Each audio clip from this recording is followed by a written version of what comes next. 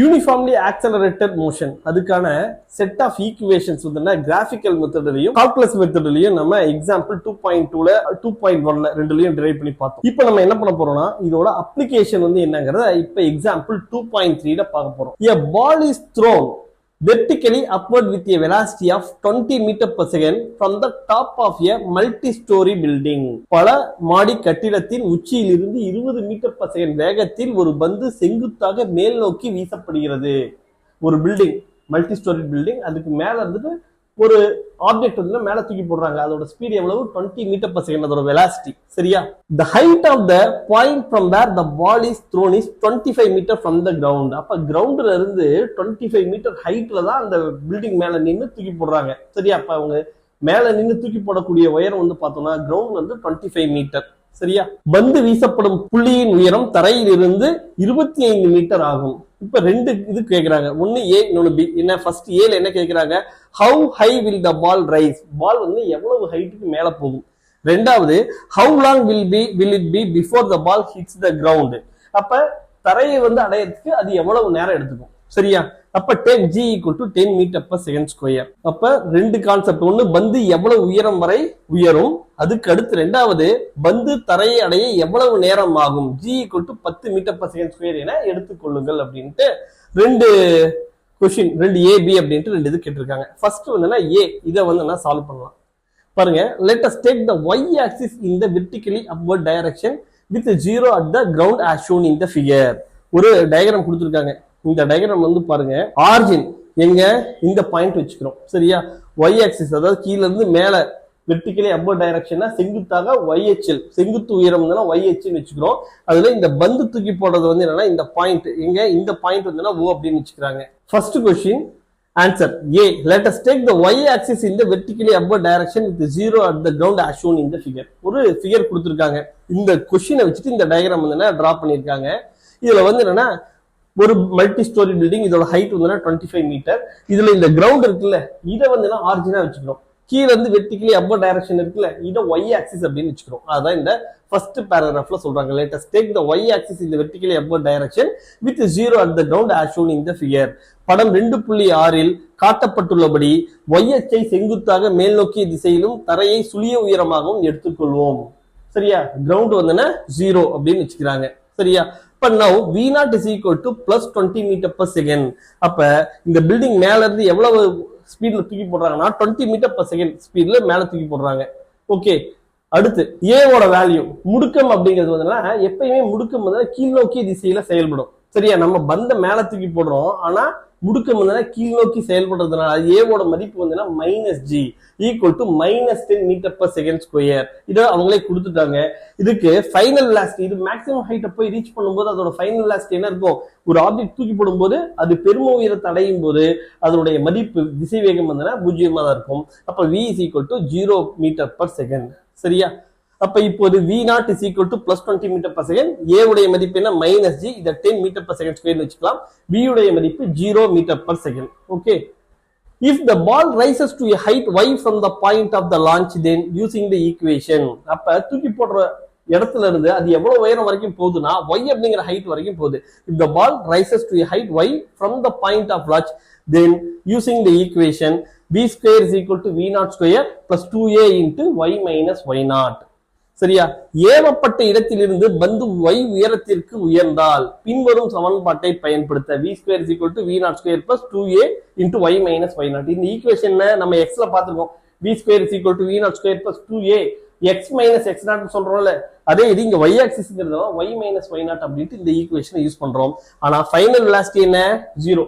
Maximum height reach பண்ணும்போது initial velocity எவ்வளவு? 20 metre per second. அப்ப 20 ஸ்கொயர் plus 2 into a ஓட வேல்யூ என்ன? -10. சப்ஸ்டிட் பண்ணிக்கலாம். y minus y0 தான் கண்டுபிடிக்கணும். அப்ப இதை சால்வ் பண்ணி பாருங்க. சால்வ் பண்ணா என்ன வருது? இது வந்து பாருங்க 20 ஸ்கொயர் இத 20 into 20 எழுதிக்கிறேன். ஈக்குவல் டு இது வந்து அந்தாண்ட போச்சுன்னா 2 into 10 into y minus y0. சரியா? இதுல வந்து பாருங்க ஒரு 20 கேன்சல் ஆயிடுச்சு. அப்ப y minus y0 is equal to 20 metre. அப்ப கிரவுண்ட்ல இருந்து அதை தூக்கி போடுற இடத்துல இருந்து அது எவ்வளவு ஹைட் ரீச் ஆகுதுன்னா y minus y0 அப்படிங்கிற ஹைட்டை ரீச் பண்ணுது. சரியா? இங்க இருந்து இந்த ஆப்ஜெக்ட் எவ்வளவு ஹைட் போகுதுங்கிறதா நம்ம கொஸ்டின். ஓகே, இனிஷியலா இதோட ஹைட் வந்து இங்க இருந்து தூக்கி போடும்போது என்ன, இது y அப்படிங்கிற ஹைட் வரைக்கும் போகுது. சரியா? இப்ப இனிஷியலா இதோட ஹைட் எவ்வளவு, y0. அப்ப இந்த y அப்படிங்கிற ஹைட்ல இருந்து இந்த y0 கழிச்சுன்னா அந்த y மைனஸ் y0 தான் இது எவ்வளவு ஹைட் போகுதுங்கிறது. அதாவது நம்ம தூக்கி போடுற இடத்துல இருந்து இது எவ்வளவு ஹைட் ரீச் பண்ணிருக்கு. அப்ப ஏல இருந்து பிக்கு போகக்கூடிய இந்த தூரம் எவ்வளவுனா y மைனஸ் y0. அந்த y மைனஸ் y0 தான் நம்ம என்ன பண்ணோம், 20 மீட்டர் அப்படிங்கறத கால்குலேட் பண்ணிருக்கோம். சரியா? நெக்ஸ்ட் அடுத்த கொஸ்டின் என்ன சொல்றாங்கன்னா, இது தூக்கி போட்டோம், தூக்கி போட்டு இது மேல இருந்து இங்க கீழே வருது இல்ல, கீழே வந்து சேர்றதுக்கு எவ்வளவு டைம் எடுத்துக்குது, இது ரெண்டாவது கொஸ்டின். இதை வந்து ரெண்டு மெத்தட்ல சொல்றாங்க. சரியா? அப்ப we can solve this part of the problem in two ways. Note carefully the method used. ரெண்டு மெத்தடையும் கேர்ஃபுல்லா பாருங்க. First method, in the first method we split the path in two parts, the upward motion a to b and the downward motion b to c, and calculate the corresponding time taken t1 and t2 since the velocity at b is 0. We have, பாருங்க, கேள்வியின் இந்த பகுதியை இரண்டு வழிகளில் தீர்க்க முடியும். பயன்படுத்தப்படும் முறைகளை கவனியுங்கள். சரியா? முதல் முறையில் பாதை இரண்டு பகுதியாக பிரிப்போம். மேல் நோக்கிய இயக்கம் a to b மற்றும் கீழ் நோக்கிய இயக்கம் b to c மற்றும் அவற்றிற்கான கால அளவு t1 மற்றும் t2 ஆகியவற்றை கணக்கிடுகிறோம். b இல் உள்ள திசைவேகம் துல்லியமாக இருப்பதால் நமக்கு என்ன சொல்லலாம், பின்னாடி ஈக்குவேஷனை பார்க்கலாம். முதல்ல இதை சொல்லிட்டு வந்துடலாம். பாருங்க, இப்ப இந்த ஆப்ஜெக்ட் என்ன ஆகுது, கீழ இருந்து மேல போய் மேல இருந்து கீழே வருது. அப்ப கீழ இருந்து மேல போறது ஒரு பார்ட்னு வச்சுக்கிறோம், a to b. அப்ப b ல இருந்து c க்கு வர்றது செகண்ட் பார்ட்டா வச்சுக்கிறோம். அப்ப a ல இருந்து b க்கு போறதுக்கான டைம் t1, b ல இருந்து c க்கு வரதுக்கான டைம் வந்து t2. அப்ப t1 தனியா கண்டுபிடிக்கிறோம், t2 தனியா கண்டுபிடிக்கிறோம், ரெண்டையும் ஆட் பண்றோம். ஆட் பண்ணும்போது டோட்டல் டைம் என்னங்கிறது நமக்கு கிடைக்கும். ஓகே, ஆனா இந்த ஆப்ஜெக்ட் கீழ இருந்து மேல போகும்போது ஹையஸ்ட் பாயிண்ட்ல இதோட திசைவேகம் எவ்வளவு இருக்கும், வெலாசிட்டி ஈக்குவல் டு 0ன்னு வரும். சரியா? அதான் இங்க சொல்றோம். சரியா?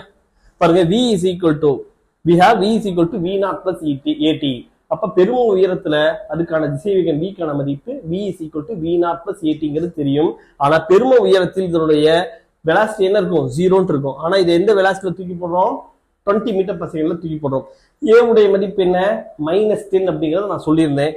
இன்டு டைம் t1, இதுதான் t1 ஓட மதிப்பு தான் கண்டுபிடிக்கணும். அப்ப 10t1 இந்தாண்ட வந்துரும். 10t1 is equal to 20னா t1 ஓட வேல்யூ என்ன வரும், 2 செகண்ட் அப்படிங்கிறது வரும். பாருங்க, இங்கு v is equal to v0 plus at. சரியா? v is equal to v0 plus at. ஆனா நமக்கு என்ன தெரியும், v உடைய மதிப்பு ஃபைனல், அதாவது மேக்ஸிமம் ஹைட்ல இதோட வெலாசிட்டி 0. சரியா? v0 ஓட வேல்யூ 20 மீட்டர் per செகண்ட்ல தூக்கி போடுறோம். பிளஸ் a உடைய மதிப்பு என்ன, -10 இன்டு t உடைய மதிப்பு t1. இப்ப இந்த ஈக்குவேஷன் என்ன வந்துருச்சு, 0 is equal to 20 minus t1 கிடைச்சிருச்சு.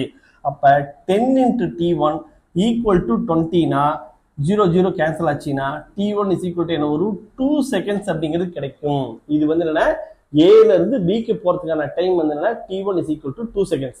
நெக்ஸ்ட் என்ன பண்றோம், b ல இருந்து c க்கு வரதுக்கான டைம் என்னங்கறத கால்குலேட் பண்றோம். சரியா? this is the time in going from a to b. next, from b or the point of the maximum height the ball falls freely under the acceleration due to gravity. அப்ப புவியீர்ப்பு முடுக்கத்தின் காரணமாக அந்த object வந்து எல்லாரும் bங்கிற புள்ளியில இருந்து இல்லாட்டி maximum ஹைட்ல இருந்து தடையின்றி தானே விழும், அதான் ஃப்ரீ ஃபால் அப்படின்னு சொல்றாங்க. we use the equation. இதுக்கு என்ன யூஸ் பண்ணலாம், நம்ம யூஸ் பண்ண ஈக்குவேஷன் நம்ம டெரைவ் பண்ணது x is equal to x0 plus v0t plus half at square போட்டுக்கணும். இதை வந்து y ஆக்சிஸ்ங்கிறதுனால y is equal to y0 plus v0t plus half at square அப்படிங்கிற இந்த ஈக்குவேஷனை யூஸ் பண்ணிக்கலாம். நம்ம ஏற்கனவே பார்த்துருக்கோம் இதோட ஹைட் என்னன்ட்டு. பில்டிங்கோட ஹைட் 25 மீட்டர், அதுக்கு மேல என்ன, இது 20 மீட்டர் வந்து மேல போகுது. அப்ப டோட்டலா கீழ இருந்து அதோட ஹைட் எவ்வளவு, 45 மீட்டர். அப்ப y உடைய மதிப்பு என்ன, y is equal to நமக்கு வந்து என்னாகும் 0 அப்படின்னு வச்சுக்கிறோம். சரியா? y is equal to 0னா நமக்கு ஃபைனலா எங்க வருது, தரையை ரீச் பண்ணிடுது. தரையை ரீச் பண்ணும்போது அதோட ஹைட் வந்து 0. a equal to -g, அப்ப -10 மீட்டர் per second ஸ்கொயர். இந்த மதிப்பை இங்க சப்ஸ்டிட்யூட் பண்ணலாம். பாருங்க, y is equal to 0, ஃபைனலா அது கிரவுண்ட் ரீச் பண்ணிடுது, ஹைட் 0. y0 ஆரம்பத்துல எங்க இருக்கு, மேக்ஸிமம் ஹைட்ல இருக்கு. மேக்ஸிமம் ஹைட் என்ன, 45 மீட்டர்.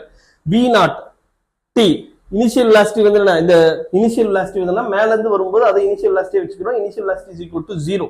அப்ப இந்த டேர்ம் 0 ஆயிடும். Plus half a into t ஸ்கொயர்னா half into a க்கு பதிலா -10 t2 ஸ்கொயர். இப்ப இந்த t2 ஓட வேல்யூ கால்குலேட் பண்ணா என்ன கிடைக்குது, t2 is equal to 3 seconds னு கிடைக்குது. Therefore the total time taken by the ball before it hits the ground is t1 is equal to t2. அப்ப ஃபர்ஸ்ட் கேஸ்ல 2 செகண்ட், கீழ இருந்து மேல போறதுக்கு, மேல இருந்து கீழ வரதுக்கு ஒரு 3 செகண்ட். அப்ப 2 second plus 3 second is equal to 5 second. பாருங்க, தமிழ்ல சொல்லலாம். இது A இலிருந்து B க்கு செல்லும் நேரம் t1 equal to 2 செகண்ட் கண்டுபிடிச்சிட்டோம். B இலிருந்து அல்லது பெரும உயரத்தில் இருந்து புவியீர்ப்பு விசையின் காரணமாக பந்து தடையின்றி தானே புவியீர்ப்பு முடுக்கத்தின் கீழ் விழுகிறது. பந்து எதிர்மறை y திசையில் நகர்கிறது. அப்ப வந்து பாருங்க, ஃபைனலா y is equal to y0 plus v0t plus half at ஸ்கொயர்ங்கிற இந்த ஃபார்முலா யூஸ் பண்றோம். நம்ம டிரைவ் பண்ண ஃபார்முலாவையும் நான் உங்களுக்கு காமிச்சிடுறேன். நம்ம டிரைவ் பண்ண ஃபார்முலா வந்து என்ன, x is equal to x0 plus v0t plus half at ஸ்கொயர்ங்கிற இந்த ஃபார்முலா யூஸ் பண்ணிருப்போம். இது வந்து என்னன்னா x அச்சுக்கு, x ஆக்சிஸ்க்கு இது இந்த ஃபார்முலா. ஆனா நம்ம இப்ப யூஸ் பண்றது என்ன, y ஆக்சிஸ் அப்படிங்கிறதுனால நம்ம யூஸ் பண்ண வேண்டிய ஃபார்முலா என்ன, x பதிலா y போடுறோம், அவ்வளவுதான். இங்க வந்து பாருங்க, இது மேல போயிட்டு பாருங்க, இது பில்டிங்கோட ஹைட் 25 மீட்டர், இதுக்கு மேல பால் ரீச் ஆகிறது ஒரு 20 மீட்டர். அப்ப டோட்டலா இதோட ஹைட் இங்க இருந்து இது வரைக்கும் எவ்வளவு, 45 மீட்டர். அப்ப இனிஷியலா இந்த பால் இங்க இருக்கு. அப்ப y0 உடைய மதிப்பு என்ன, 45 மீட்டர். ஃபைனலா மேல இருந்து கீழே விழும்போது என்ன ஆகுது, பந்து இந்த இடத்துல ரீச் பண்ணிடும். இந்த இடத்துல y-யோட மதிப்பு என்ன, 0, ஹைட் 0 ஆயிடுது. பெரும உயரத்துல இருக்கும்போது இதற்கான திசைவேக v0 உடைய மதிப்பு என்ன, 0.